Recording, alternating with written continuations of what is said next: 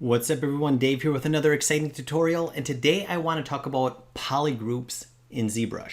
I want to show how to create them, how to avoid mistakes, and also what the heck are polygroups. Okay, so let's go ahead and dive right in.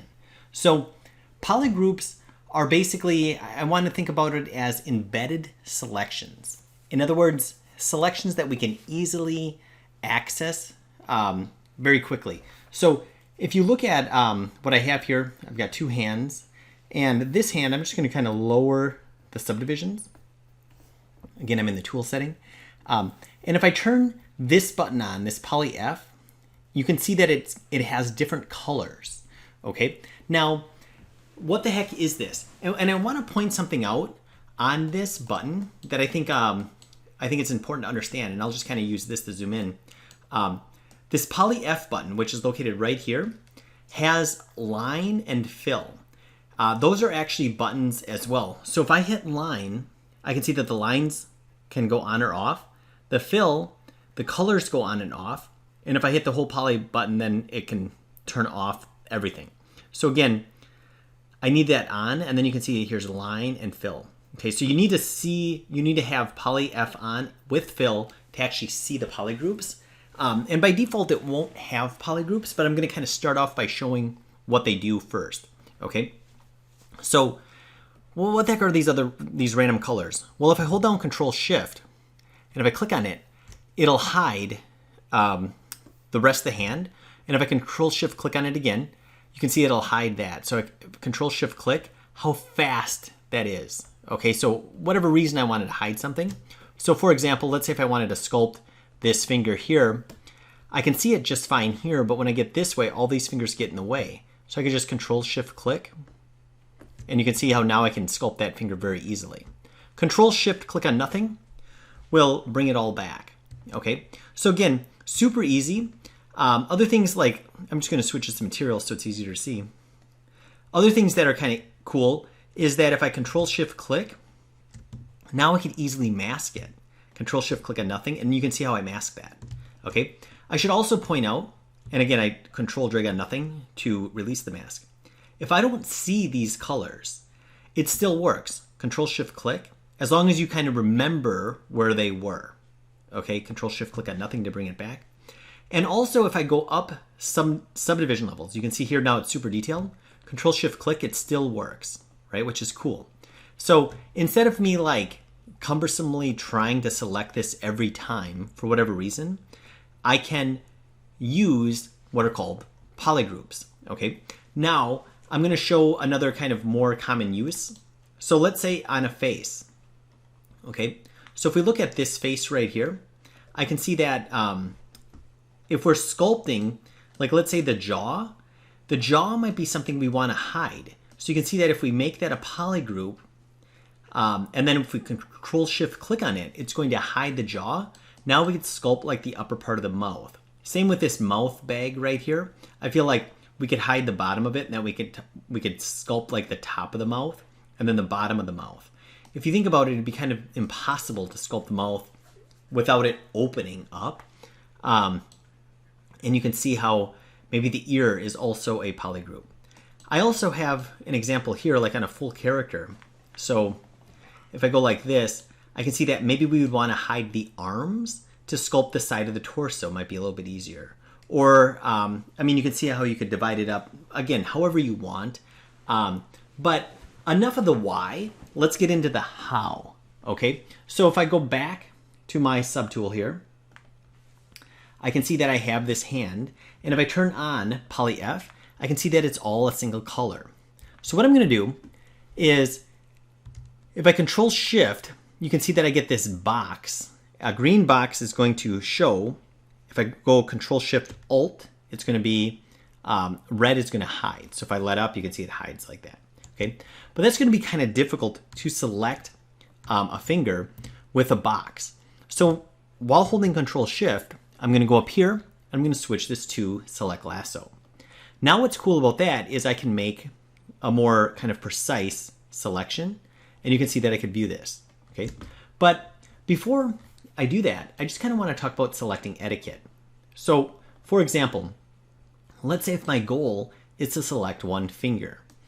I want to make sure that when I select it, I'm selecting all of the polygons. So you can see here, this green line indicates kind of how you'd want to make your selection. Noticing that it's engulfing all the polygons, okay, meaning these that are halfway selected won't count as a selection, okay? If I move down here like this would be wrong because you can see that I don't have this one fully selected, and this one, I can't really tell if it's fully selected, so this would be wrong, okay? Another wrong thing that I see a lot of people do is this. You might think that these are fully selected, but this selection is way too close for comfort. Like I don't know if they're fully selected, so this would be not good.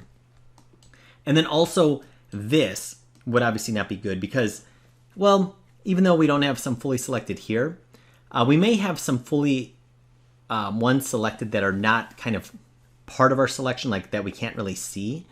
Also, I can see that this is cutting it too close and it's just kind of a mess. So again, what we want to do is when we select, we want to make sure that the faces that we want in the selection are, again, I'm going to call it totally engulfed. Okay, so with that in mind, I can go like this. Control Shift. Again, I'm going to kind of go like that, and you can see how that's totally engulfed. And when I'm going to look around to make sure that I have exactly just what I want. And if it looks good, I'm going to go over here, come down to Polygroups, and I'm going to say Group Visible. When I do that, every time I click on it, it's going to change color, just a random color. Then if I Control Shift click on nothing, it's going to come back. Okay, great. Now let's go ahead and try that again. Control Shift. I'm going to go ahead and drag. Whoop. And now I can see that, I've got some extra ones that I don't want. Okay. Now there's going to be kind of a new rule for deselecting. Okay. So I feel like, again, we can see here's an example of, let's say this is the extra piece that we don't want. What I'm going to want to do is I'm going to Control Shift Alt drag and just touch at least a little bit of it.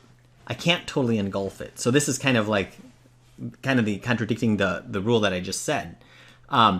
So for example, this would not be good, right? If I wanted to get rid of this one, if I totally circled it, that would be bad because it would also erase these. This is also not good. This is cutting it too close. I can't tell if this one's totally engulfed or not. I mean, just kind of like too close for comfort.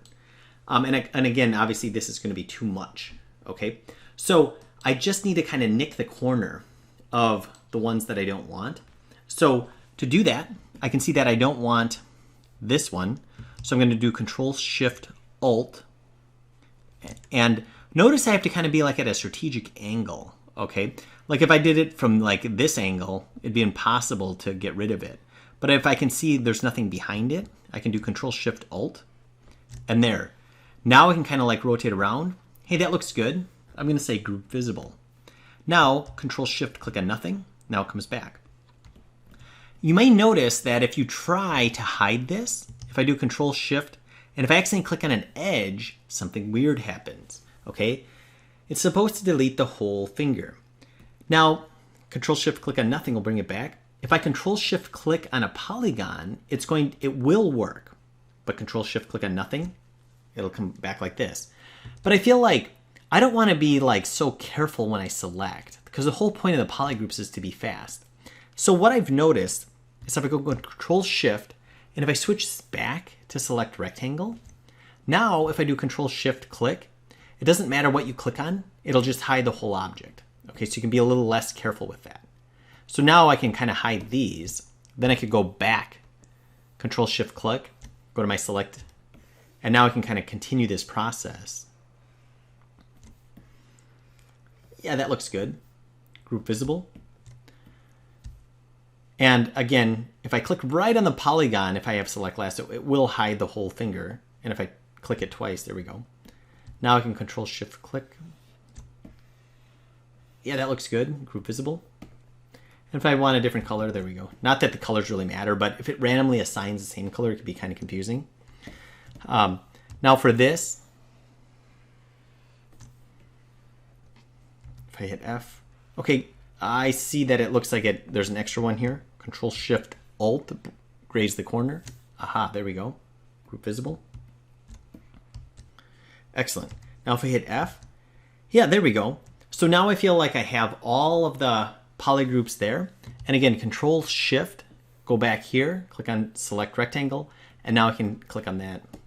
And I could divide it up, I could sculpt, I could, if I wanted to mask off just the middle finger, I could hide it, go like that. And you can see again how nice this is, how fast this is. I don't even need to be seeing this stuff. So quick ways to do some polygroup creation. Make sure to like and subscribe for new videos like this every week.